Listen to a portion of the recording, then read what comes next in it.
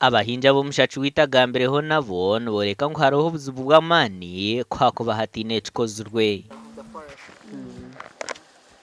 Enjura ita abahingi etushishire emisiri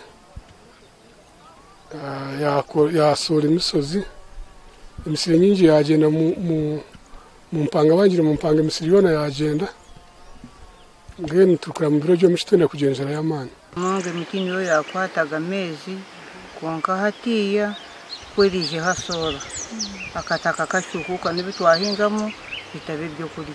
Toni tikwagitemire yawaho amezi gatunga umuhanda go kurabamo gagira amaani mingi go kutambura. Abari kurwanirira eby'obuhangwa omu kyanga eki nibagira ngu abahingi barugire aha muramwa bareka empinga eye yabaire ehikire ekibareetiire oburemeezi bwingi. Enjura egikwe kugwa yashanga itwe k'abaturage ab'omu byaro tutakozire obuhingi burungi ninga tutejumbire mu kuhinga kurungi okw'omurembe, then noshanga ebyo abahingi bahinga byona byayogekwa ninga byaba eloded away. Abantu bekiro omuhanda so ekyo kituma amizi gija gaburaho kuraba garaba omu rubaju gashuma gashisha ebihingwa by'abantu. Konka nintekereza ngu hine turi kubasa gukora kukira munonga twaba twatanisize n'ebindi bitongole ninga local governments ezituri nazo.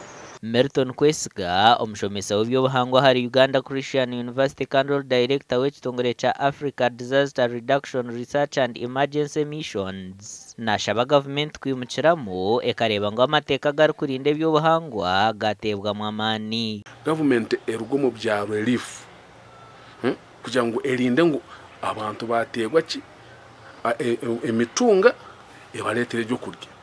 Ekyo tikiri kwenda kuyamba ki abanya-Uganda bitwa bakabare na Kigezi yona tikiratuyamba ekyo. Ekyanga kya Kigezi kiri mu districts za Kabare, Kanungu, Kisoro, Rukungiri, Rukiga hamwe na Rubanda. Kikaba nikimwanya ombwire bw'enyuma nka Switzerland ya Africa ahabw'embeera nungi z'obwire bita mpinda hinduka eziriho ebireebi zitumire ekitiinisa eki kyabura. Gasha kwa Job n'amanya.